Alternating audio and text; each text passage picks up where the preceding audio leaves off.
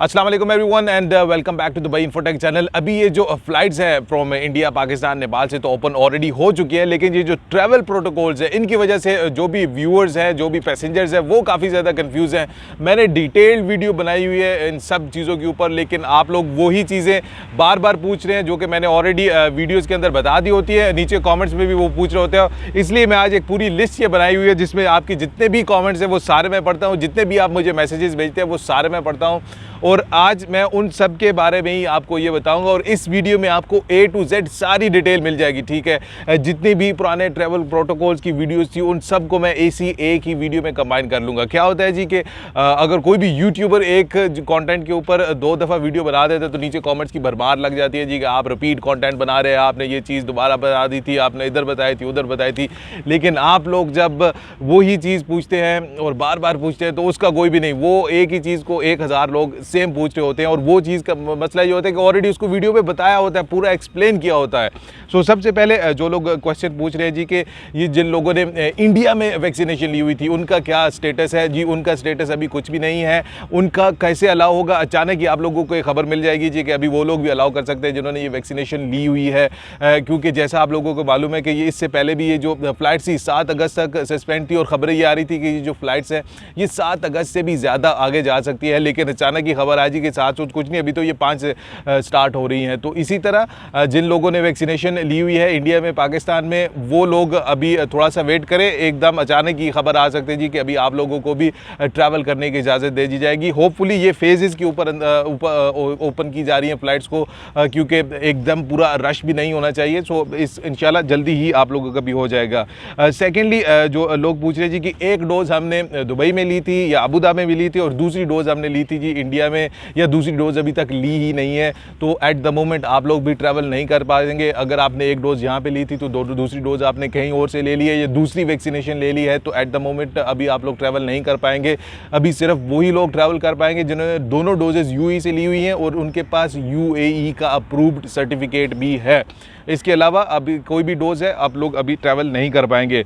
इसमें अभी कुछ एक वैलिड क्वेश्चन भी है। एक जो व्यूअर है वो बोलते हैं जी कि मेरे बच्चे स्टूडेंट हैं और मैंने तो वैक्सीनेशन इंडिया में ली हुई है, तो इसके एक क्लॉज के ऊपर उन्होंने एक ह्यूमैनिटेरियन ग्राउंड्स के ऊपर भी वो अलाउ कर रहे हैं। आपके अगर हस्बैंड इधर है या किसी का भी जो रिलेटिव्स इधर है दुबई में, तो वो इमिग्रेशन के साथ कॉन्टैक्ट कर सकते हैं, तो वो आगे उसका प्रोसीजर बता देंगे। क्योंकि ह्यूमैनिटेरियन ग्राउंड्स में इसी तरह आता है, बच्चे माँ बाप के साथ या माँ बाप और बूढ़े हैं तो वो ट्रैवल कर पाएंगे। ये सारी चीज़ें ह्यूमैनिटेरियन ग्राउंड्स के ऊपर ही आती हैं। इसके बाद जो व्यूअर्स पूछ रहे हैं जी कि GDRF के लिए हमें अप्रूवल चाहिए होगा, उसमें PCR की रिपोर्ट भी अटैच करनी है। तो GDRF के अप्रूवल में आपने कोई भी PCR की रिपोर्ट अटैच नहीं करनी है। आपने सिर्फ अपना पासपोर्ट, इसके बाद आपने अपनी एमिरेट्स ID की दोनों साइड की कॉपी और अपने वीज़ा की कॉपी वहाँ पे अटैच करनी है, स्कैन करनी है। आपने GDRF के अप्रूवल के लिए आपको PCR की रिपोर्ट नहीं चाहिए। इसके बाद कुछ व्यूअर पूछ रहे हैं जी कि हमारा वीज़ा तो अबू धाबी का है, लेकिन अभी हम लोग फ्लाई कर रहे हैं और आ रहे हैं शारजा एयरपोर्ट के ऊपर। तो जी अगर आप शारजा एयरपोर्ट के ऊपर भी आ रहे हैं तो आपको ICA का अप्रूवल ही चाहिए होगा, क्योंकि अगर आपका वीज़ा दुबई के अलावा किसी भी स्टेट का है तो आपको चाहिए होगा ICA का अप्रूवल। बहुत सारे व्यूअर्स ऐसे भी है जो पूछ रहे हैं जी कि हमारा वीज़ा तो दुबई का है लेकिन हम लोग शारजा में ट्रैवल करना चाह रहे हैं। तो अगर आप लोग शारजा में ट्रैवल करना चाह रहे हैं तो जैसा मैंने आपको बताया GDRF का अप्रूवल ही चाहिए होगा, लेकिन आप अपनी एयरलाइन के साथ भी कंफर्म कर लें, क्योंकि पहली वेरिफिकेशन एयरलाइंस ही करती हैं। एयरलाइंस पूरा वेरीफाई करके फिर बंदे को बोर्डिंग में लेके जाती है, क्योंकि यहाँ पे जो रूल है अभी जो गवर्नमेंट ने बताया कि अगर कोई भी बंदा एयरलाइन इस तरह का ले आए जिसने प्रॉपर प्रोसीजर्स फॉलो नहीं किए हो तो फिर उसको वापस ले जाना भी एयरलाइन की ही रिस्पॉन्सिबिलिटी होगी। तो आप लोग एयरलाइन से भी कंफर्म कर सकते हैं जी कि वीज़ा मेरा इधर का है लेकिन अब फ्लाई मैं कर रहा हूँ शारजा के अंदर या किसी और स्टेट के अंदर, तो मुझे क्या रिक्वायरमेंट होगी तो वो आपको बता देंगे। बेसिकली जो नॉर्मल चीज़ है वो यही है कि दुबई के लिए GDRF का अप्रूवल और अबू धाबी के लिए ICA का अप्रूवल ही रिक्वायर्ड है। इसके बाद जी व्यूअर्स पूछ रहे हैं जी कि कितना टाइम लग जाता है GDRF के अप्रूवल और ICA के अप्रूवल को आने में। ये आपकी वीज़ा की कैटेगरी के ऊपर डिपेंड करता है। मेरे कुछ दोस्तों ने किया था, उनको विदिन 15 to 30 मिनट्स भी आ गए थे, कईयों का एक दिन के बाद भी आया था।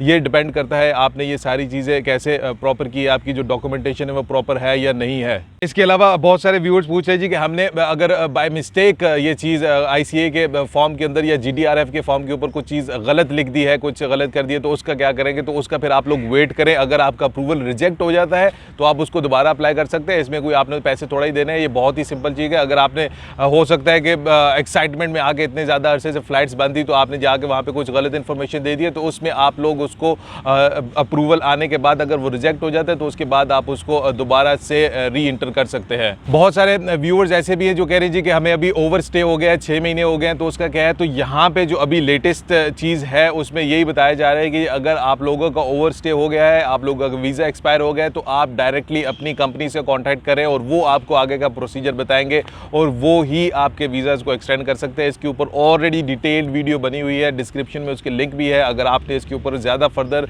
चीज़ें देखनी तो आप वहाँ पे डिस्क्रिप्शन में जाके भी देख सकते हैं। कुछ पाकिस्तानी व्यूअर्स हैं जो कह रहे हैं जी कि हमारी ऑलरेडी टिकट्स तो बुक हो चुकी है लेकिन रैपिड टेस्ट की फैसिलिटी नहीं है, तो जी बिल्कुल आप ट्रैवल नहीं कर पाएंगे जब तक आपकी रैपिड टेस्ट प्रॉपरली नहीं हो जाएगा, क्योंकि यहाँ पे जो रैपिड टेस्ट है उसकी रिक्वायरमेंट है और उसके बगैर आपको ट्रैवल करने की इजाज़त नहीं दी जाएगी। बहुत सारे व्यूअर्स ऐसे हैं जो कह रहे हैं जी कि हम हेल्थ सेक्टर में काम करते हैं, एजुकेशन सेक्टर में काम करते हैं, तो वेरी क्लियरली इसके ऊपर मेंशन कर दिया गया था कि अगर आप लोग डॉक्टर्स हैं, नर्सेज हैं, आप किसी टेक्नीशियन काम कर रहे हैं एज अ हेल्थ सेक्टर में, तो आपको आप वैक्सीनेशन लगवाई हुई है, इंडिया से लगवाई है, दुबई से लगवाई है या नहीं भी लगवाई है, तो आप लोग ट्रैवल कर सकते हैं। आपके लिए इस तरह की अभी कोई भी प्रॉब्लम नहीं आएगी। You are free to travel. Students हो गए, हेल्थ केयर के सेक्टर्स के लोग हो गए और एजुकेशन में जो लोग काम करते हैं they can travel, plus government लोग भी जो है वो भी ट्रैवल कर सकते हैं। और जिन लोगों ने इधर मेडिकल के लिए आना है या कुछ मेडिकल फैसिलिटीज़ के लिए आना है वो भी बिल्कुल ट्रैवल कर सकते हैं, विदाउट वैक्सीनेशन भी ट्रैवल कर सकते हैं। कुछ व्यूअर्स हैं जो कह रहे हैं जी कि अगर हम लोग अभी भी स्टिल वाया थर्ड कंट्री से आए तो क्या हमें UAE में ही वैक्सीनेशन लगवानी उसी का एक्सेप्ट होगा या कोई और भी अगर हमने इंडिया में वैक्सीनेशन लगवाई है तो वो एक्सेप्ट हो जाएगा? जी बिल्कुल, अगर आप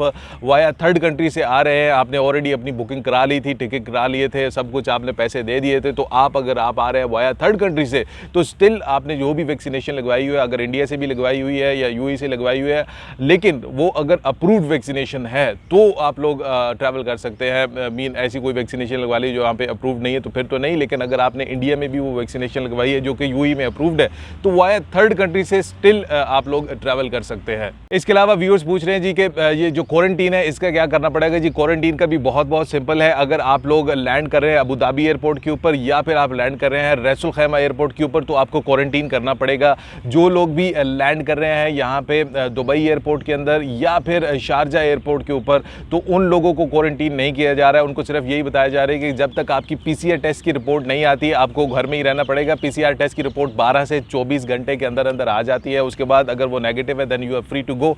लेकिन अगर आप अबू धाबी और रसूल खैमा एयरपोर्ट के ऊपर आ रहे हैं तो आपको 10 दिन का क्वारंटीन करना पड़ेगा। लैंडिंग के चौथे दिन के बाद आपको अपना PCR कराना पड़ेगा। 8वें दिन के बाद दोबारा PCR टेस्ट करवाना पड़ेगा। ये सारे PCR टेस्ट नेगेटिव है तो फिर 10वें दिन के बाद you are free to go. So ये रूल्स स्टेट्स के रूल्स है, ये आगे भी चेंज हो सकते हैं, ये कोई बिल्कुल लेस नहीं है, लेकिन एट द मोमेंट यही जा रहा है कि अगर आप लोग उन दोनों एयरपोर्ट्स पे लैंड करेंगे तो आपको क्वारंटीन करना पड़ेगा। सो व्यूअर्स ये सारे क्वेश्चन थे, मैंने एक ही वीडियो में इन सब को इसीलिए कर दिया जी कि इसके ऊपर काफ़ी अलग-अलग वीडियो बनी थी। कोई वीडियो देखता था, कोई बंदा दूसरी वीडियोस देखता था, फिर उनके नीचे वो कमेंट्स करते थे इसके रिलेटेड, तो इसीलिए मैंने सारे क्वेश्चंस है वो लिख के आप लोगों के कमेंट्स तो उन सब के ऊपर मैंने ये वीडियो बनाई है। होपफुली इस वीडियो से आप लोगों को सारी चीज़ें क्लियर हो गई हैं। इन क्वेश्चंस के अलावा अगर आपके पास कोई चीज़ है तो आप मुझसे डेफिनेटली पूछ सकते हैं। कुछ जेन्युइन व्यूअर्स भी होते हैं जो कहते हैं जी कि हमें इंग्लिश नहीं आती है। Definitely some viewers from Sri Lanka और कुछ साउथ स्टेट्स के व्यूअर्स जो इंडिया से हैं उनको हिंदी इतनी अच्छी नहीं आती है, तो वो नीचे से बिल्कुल लिख दीजिए जी कि brother I can not understand Hindi. तो मेरा ये क्वेश्चन है तो डेफिनेटली उन लोगों को मैं लाजमी रिप्लाई करता हूँ। लेकिन एक ही चीज़ लोग समटाइम चस्के लगाने के लिए बार बार पूछ लेते हैं। ये सारी चीज़ें जो मैं आपको बता रहा हूँ, जो जितने भी यूट्यूबर्स बता रहे हैं वो सारी ऑलमोस्ट सेम ही है। ये जो भी अथेंटिक न्यूज़ है जाके अगर आप खुद भी पढ़ सकते हैं, आज यार इंटरनेट का टाइम है। लेकिन अगर आप लोगों को यही है कि कुछ क्लियरेंस नहीं है तो आप डेफिनेटली कॉमेंट सेक्शन में लिख सकते हैं। अपना ख्याल रखिएगा, अपने चैनल का भी। अल्लाह हाफ़िज़।